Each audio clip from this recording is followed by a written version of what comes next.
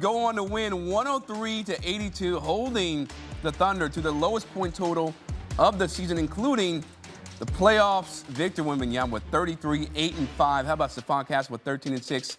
De'Aaron Fox with a double-double, and Shai Gilgeous-Alexander. Not his greatest night, okay? Just 19 points, 4 rebounds, 7 dimes. Also had 4 turnovers in this one, and the bench did not get going like they did in Game 3.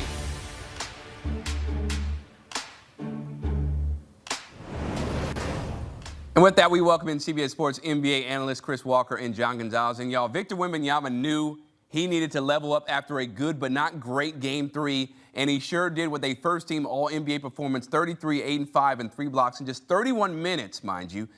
How did he change his approach, John, to help his Spurs tie the series up at 2?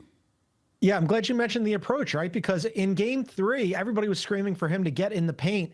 And it wasn't until late in the third quarter in that game that he got his first paint points. Tonight came out super aggressive, got right into the paint right away. They were throwing him lobs. And that makes all the difference, right? Where as you mentioned, he was super efficient tonight, 33 points in 31 minutes. And just when he remembers that he's 7'5" and can go and dunk on guys, that completely changes things. And then he hits that three-pointer from half court at halftime at the buzzer. He can do that too. He can shoot from deep too, but it's better for him to incorporate the shooting when he's dominating in the paint as opposed to looking for that shot from deep first and then remembering not until late, oh yeah, I got to get down low. And it just opens up so much for them. And right from the beginning, the Spurs were all over Oklahoma City, and he really set the pace for them. And then for Oklahoma City, I mean, they couldn't get anything going tonight, right? I mean, the Spurs didn't even have that great a shooting night, but Oklahoma City was dreadful shooting the ball tonight, just 18% from deep. The starters were basically all no-shows. SGA just had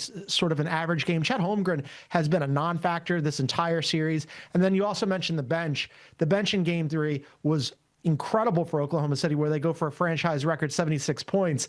And tonight, a fraction of that, just 34. I mean, Alex Caruso didn't score. McCain, 1 for 10 from the floor. So, yeah, Wemby came out and absolutely put it on Oklahoma City, and they had no answer. Listen, I'm just utterly shocked that the Thunder played so bad. I picked the Thunder to win this game because you had a chance. This team beat you 4 times during the regular season, so they believe they can beat you, right? And you have a chance to nail it shut. Obviously, it would have been very difficult to sweep them at home and beat them 3 times in a row. They were the 2nd seed in the West for a reason. But to John's point, and, Coach Johnson talked about this earlier, you get your 7'4" butt inside.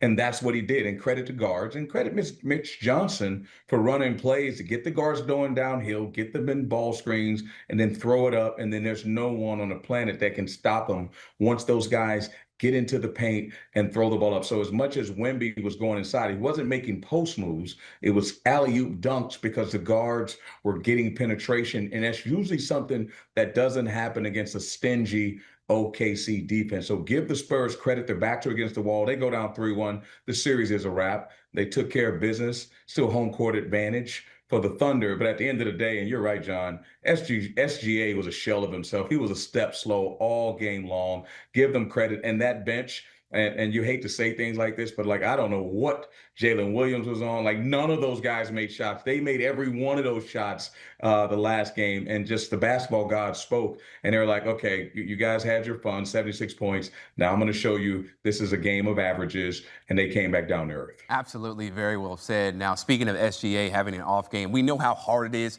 to stop the Thunder offense, but San Antonio did that and then some, holding them to the lowest point total of the season with 82 points. When you think about the adjustments that they made, Chris, how did the schemes that the Spurs threw at SGA throw the entire Thunder team off their game? Well, two things. I think the injuries, and I hate to use this as a crutch, but I think the injuries affected them this game. When you start getting into, hey, you're getting ready, to get to the finals, you're not having key players becomes an issue because San Antonio has their back against the wall and they're ratcheting up their defense, and you're trying to beat them in 7 games. So these teams know each other very well. Having said that, SGA was a step slow tonight. He's probably tired, shoulder in the load. He hasn't played great. He's been good, but not an MVP type series thus far, in my opinion. And I think they showed him bodies. They were very, very active. And here's the other thing, guys. The Thunder had been making 15 threes a game. 12 of those threes were wide open. They still had those wide open shots tonight. They just didn't make them. So I believe those guys were tired as well. So I think a bit of a T, again, Mitch Johnson, give them credit. They got it done offensively. They asserted themselves. But I think, and then John, you may disagree, I think the Thunder were tired tonight. Yeah, I mean, for sure. There's a lot on their plate right now, right? Because, look, it's one thing to not have Jalen Williams, and for any other team, that would be an absolute crusher. But Oklahoma City is so deep that, they haven't had him all season long. He's missed 57 games with various injuries, mostly the hamstring.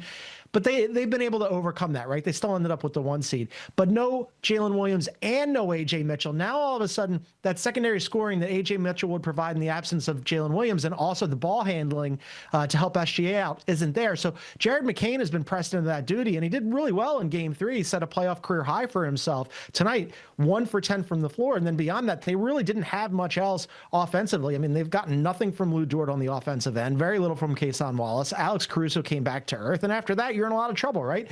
And then we should also credit the Spurs, because those big guards did a really good job defensively tonight. Those big guards and wings, Devin Vassell, Champagnie, Dylan Harper, Stephon Castle for sure. They got after OKC defensively. And this is something that was really interesting, right? Tonight, Oklahoma City lost the turnover battle. That is very rare for them. They had 20 turnovers that led to 25 points for the Spurs. Normally, it's Oklahoma City that's turning you over and getting all those points off of turnovers. And tonight, the Spurs flipped the script on them. So, yeah, that's something for sure to monitor moving forward. Where are they going to get the help on shot creation and secondary scoring after SGA in Game 5 when it goes back to Oklahoma City? Yeah, and I also thought the Spurs did a really good job of just doing one-on-one coverage, right, for the most part against SGA. It was like, okay, you're going to go one-on-one. If you beat us, fine. But we're not going to let these other guys get off as many open shots as we've seen in the previous games. So I think you got to give credit to Mitch Johnson for that, and just the way the guards were leveling up on my man SGA and making sure that if he went off, it was going to be him, not anybody else. So now the series is tied at 2, Chris. Where do you see Game 5 in OKC going when you think about who might have the edge? I know we're still not sure about Jalen Williams, right, if he's going to come back, A.J. Mitchell, but how do you see this series shifting as it goes back to OKC? Listen, we've already seen the Spurs win a game in OKC, and as I said before, they played 5 times. The Spurs won 4. So they are very confident that they can win in the Pay Center. And so, but here's the thing, though.